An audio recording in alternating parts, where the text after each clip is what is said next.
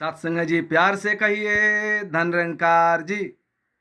आपका शब्द सार में एक बार फिर से स्वागत है। कर्मों से हम बच नहीं सकते हैं। आज क्या विषय है?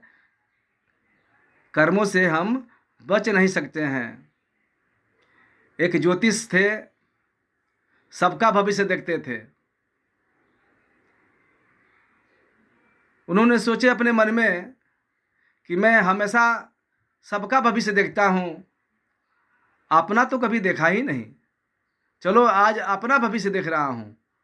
उन्होंने जब अपना भविष्य देखा तो उस भविष्य में यही लिखा हुआ था कि तुम्हारे मरने के बाद सूअर का जन्म होगा।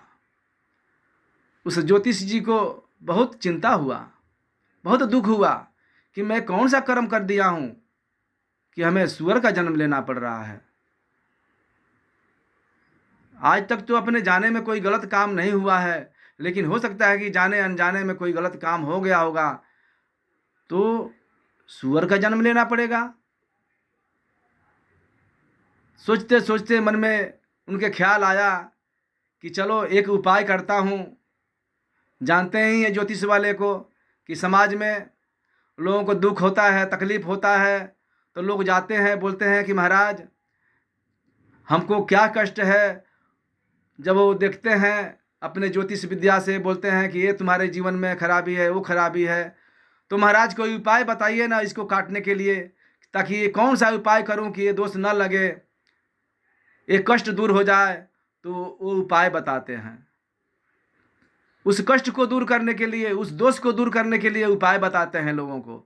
वो ऐसा ही सोचे कि हमारा भी जो कष्ट है, जो सूअर का जन्म मिला हुआ है, वो उपाय लगाने लगे कि वो सूअर का जन्म नहीं लेना पड़ेगा हमें। वो क्या लगाए? चालाकी। हम थोड़ा सा चालाक बनते हैं, ये तो निरंकार चालाकों का चालाक है, होशियारों का होशियार है। इसके सामने हमारा बुद्धि फेल है। हम समझते नहीं इसको, ये कितना समझदार है। बुद्धि विवेक को बनाने वाला यही है, सारे चतुराई को बनाने वाला यही है। इसीलिए इनके सामने हम चतुराई क्या करेंगे। तो आइए, अब ज्योतिष महाराज अपना अकल लगाना शुरू किए, अपने बच्चे को बुलाए। आए बच्चे लोग, बोले पिताजी क्या बात है, क्या हुक्म है। ज्योतिष महाराज ने बोला कि बेटा मैं अब मरने वाला हूँ और मैं मरूंगा तो सूअर का जन्म लूंगा। तो बच्चे बोले कि पिताजी बोलिए क्या करना है। तो बोले कि देखो मैं अमुक गांव में फलाना के यहाँ सूअर का बच्चा जन्म लूंगा, तुम वहाँ पर उस बच्चे को लेकर के मार देना, ताकि मैं बिष्टा न खाऊं, गंदा न खाऊं, उस गंदे खाने से बच जाऊंगा, बिष्टा खाने से बच जाऊंगा, गलत चीज खाने से बच जाऊंगा। उनके ज्योतिष के बेटे बोले कि ठीक है पिताजी, लेकिन मैं आपको पहचानूंगा कैसे कि आप ही हो। सूअर के बच्चे तो बहुत होते हैं, लेकिन उस बच्चे में से कैसे पहचानूंगा कि आप ही हो। ज्योतिष महाराज बोले कि जैसा मैं टीका किया हूं वैसे ही वो बच्चा टिकर होगा, जैसा टीका मैं किया हूं वैसे ही वो भी टिकर होगा। समझ लेना यही है मेरे पिताजी हैं। बोले ठीक है पिताजी, ऐसा ही करूंगा। कुछ दिन के बाद से ज्योतिष महाराज शरीर छोड़ दिए, मर गए। अब बेटे लोग थे, उनके दाह संस्कार में लग गए। दाह संस्कार के बाद कर्मों में लग गए। ये लाओ, वो लाओ, चावल लाओ, गेहूं लाओ, आटा लाओ, पिसान लाओ, सबको खिलाना है, गांव को खिलाना है। सारे कर्मों के झमेले में पड़ गए। अब पंडित ज्योतिष महाराज कहे थे क्या, वो भूल गए। अब भुलवाने वाला तो निरंकार ही है, क्योंकि कर्मों का दोष तो भुगतना ही पड़ा था। वो दोष तो भुगतना ही पड़ेगा। इसके लिए निरंकार ने उस बात को भुलवा दिया। किसी को याद नहीं आया कि पिताजी हमारे क्या बोले हैं। उस सूअर के बच्चे को मारना है, ये किसी को ध्यान नहीं आया।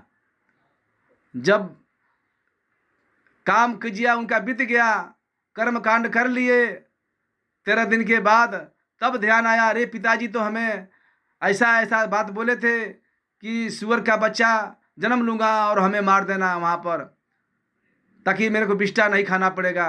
वो दौड़े दौड़े गए उस व्यक्ति के पास और बोले कि भाई आपके पास सूअर का जन्म हुआ है? बोले हाँ। तो उसमें एक टिकर वाला बच्चा है जिसके सर पे टीका लगा हुआ है, ऐसा बच्चा हमें दे दो।